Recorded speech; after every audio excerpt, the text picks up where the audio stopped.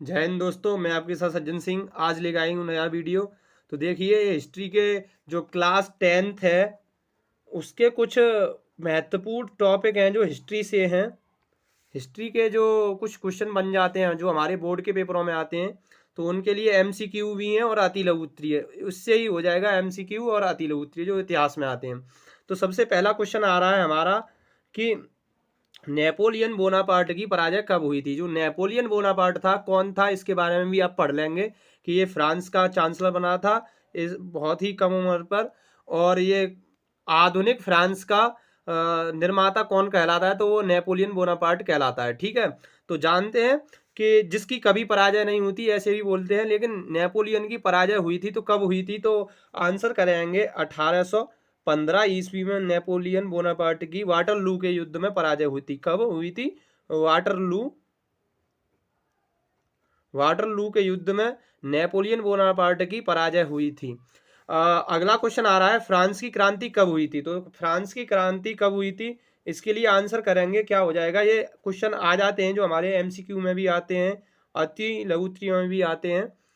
तो कब हुई थी? 1789 ईस्वी में फ्रांस की जो क्रांति हुई थी 5 मई को 1789 ईस्वी में 5 मई को जो हमारी फ्रांस की क्रांति हुई थी। ये भी क्वेश्चन हो जाता है। अगला क्वेश्चन आ रहा है, रॉलेट एक्ट भारत कब आया। तो रॉलेट एक्ट के बारे में आप पढ़ लेंगे। रॉलेट एक्ट से बहुत क्वेश्चन बन जाते हैं। पहला क्वेश्चन बन जाता है इसे बोलते थे, पहले इसी को करेंगे कि रॉलेट एक्ट भारत कब आया। तो 1919 ईस्वी में ये भारत आया और इसे ना दलील ना अपील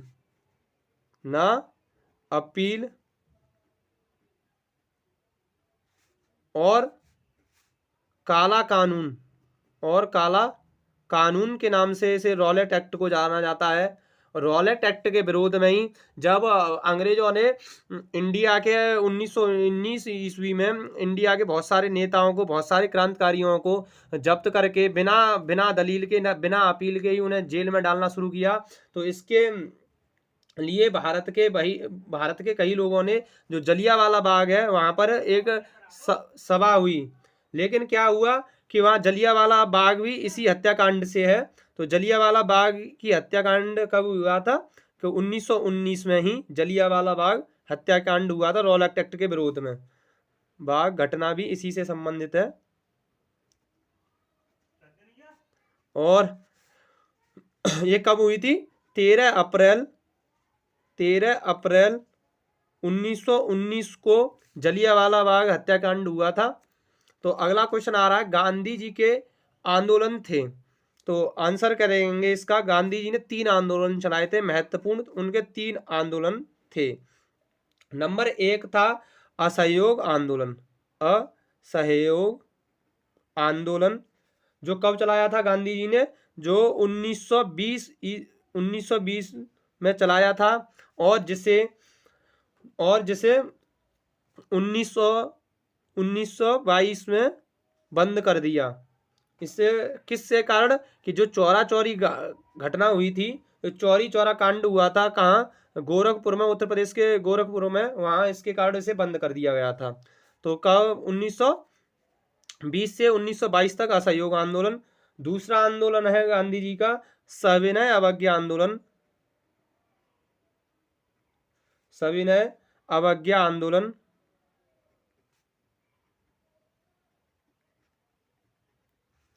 ये कब चलाया था? कि ये 1927 ईस्वी में चलाया था। 1927 में चलाया था सविनय अवज्ञा आंदोलन। और नंबर 3 उनका जो तीसरा आंदोलन था, वो तीसरा आंदोलन था उनका 9 अगस्त 1942 को भारत छोड़ो आंदोलन। 1942 को कौन सा था? भारत छोड़ो आंदोलन। ये अंग्रेजों को भगा रहे थे, भारत छोड़ो आंदोलन। ठीक है, ये 3 आंदोलन गांधी जी के हो जाते हैं हमारे। अगला क्वेश्चन बनना है, साइमन कमीशन भारत कब आया। तो साइमन कमीशन भारत कब आया था? तो 1928 में 1928 ईस्वी में साइमन कमीशन भारत आया, जिसके विरोध में आया था। इसके विरोध में, इसके जो विरोध किया था उसके लिए नारे लगाए गए थे, go back Simon go back, go back Simon go back, go back. तो इसके विरोध बहुत जगह हुआ था, इसका विरोध हुआ था कई जगह। इसी के लिए इसके विरोध में लाला लाजपत राय, लाला लाजपत राय,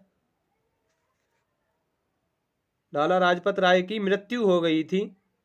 इसी के लाठी चार्ज में लाला लाजपत राय की मृत्यु हो गई थी, इसके विरोध में, जब ये चलाया साइमन कमीशन भारत आया था। अगला क्वेश्चन आ रहा है, गांधी इरविन समझौता कब हुआ था? तो इसका आंसर करेंगे, क्या आंसर आएगा? गांधी इरविन समझौता कब हुआ था कि 5 मार्च 1931 को ईस्वी को गांधी इरविन समझौता हुआ था। अगला क्वेश्चन आ रहा है,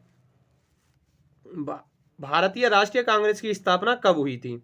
तो बहुत बहुत बेहतरीन क्वेश्चन है ये। कभी ये जो क्वेश्चन बने हैं ये पूछ लिए जाते हैं, कंपटीशन एग्जाम में भी पूछ लिए जाते हैं, बोर्ड एग्जाम में भी पूछ लिए जाते हैं। तो आप इन्हें देखिए, याद करिए बहुत अच्छी तरह से। तो भारतीय राष्ट्रीय कांग्रेस की स्थापना कब हुई थी? तो 1885 ईस्वी को इसकी स्थापना हुई थी। और प्रथम अधिवेशन मुंबई में हुआ था, मुंबई में हुआ था। किसके द्वारा इसकी स्थापना हुई थी? ओ ह्यूम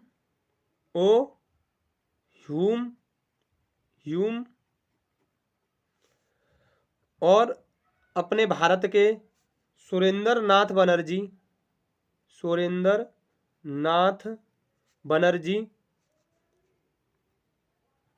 के द्वारा 1885 ईस्वी में भारतीय राष्ट्रीय कांग्रेस की स्थापना हुई और प्रथम अधिवेशन मुंबई में हुआ था। किसके द्वारा? ए.ओ. ह्यूम और सुरेंद्रनाथ बनर्जी के द्वारा। अगला क्वेश्चन आ रहा है कि हिंद स्वराज नामक पुस्तक किसने और कब लिखी थी? तो हिंद स्वराज नामक पुस्तक गांधी जी ने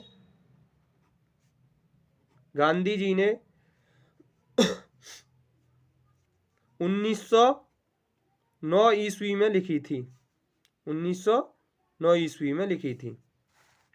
अगला क्वेश्चन आ रहा है, चौरी चौरा की घटना क्या है? तो चौरी चौरा की जो घटना है वो किससे संबंधित है कि जो उत्तर प्रदेश का जिला है गोरखपुर में। अगला क्वेश्चन है, चौरी चौरा की घटना क्या है? तो गोरखपुर में गोरखपुर में एक कस्बा है चौरी चौरा, जहां पर जो अंग्रेज के सिपाही थे, अंग्रेजों के सिपाहियों ने वहां के लोगों पर लाठी चार्ज किया। तो उस आक्रोश में आकर गांव वालों ने उस पुलिस थाने को घेर लिया और 4 फरवरी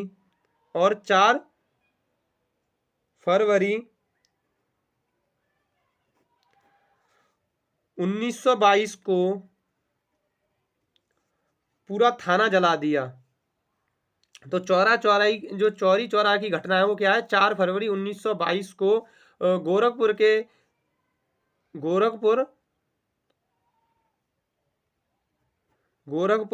उत्तर प्रदेश के गोरखपुर में चौरी चौरा नामक कस्बे में 22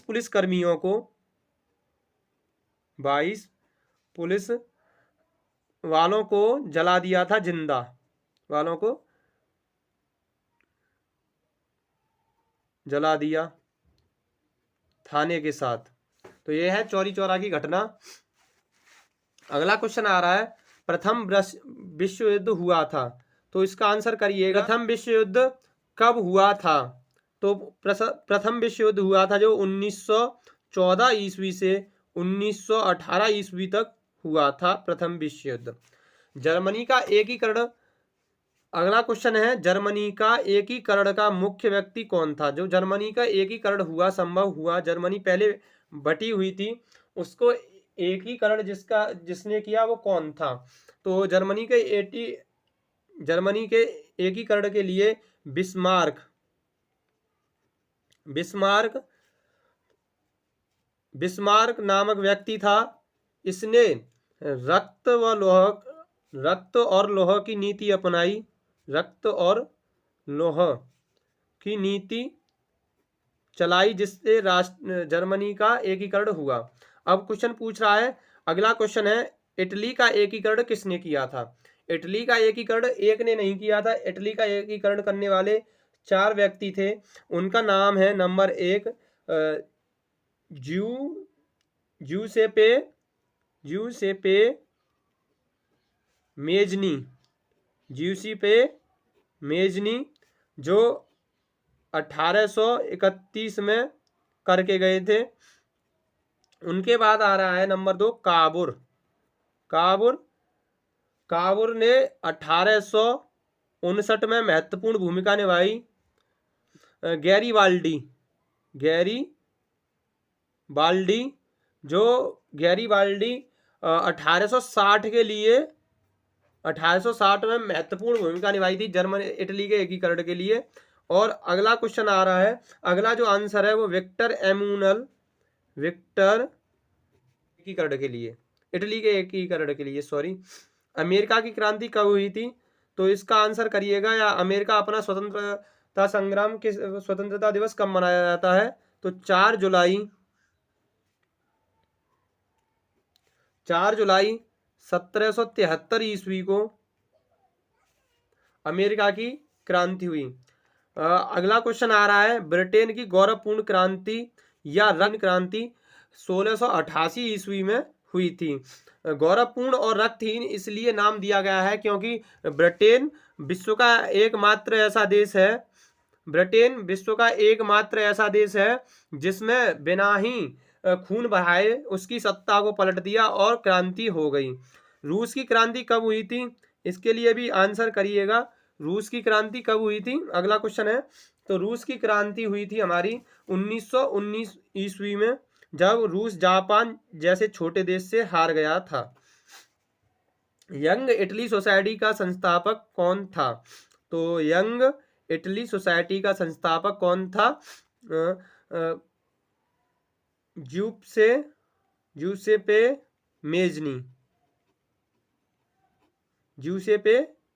मेजनी था। अगला क्वेश्चन आ रहा है, राष्ट्रवाद का प्रारंभ किस देश में हुआ? यानी जो देश के लिए राष्ट्रवाद की भावना पनपी वो किस देश में हुई?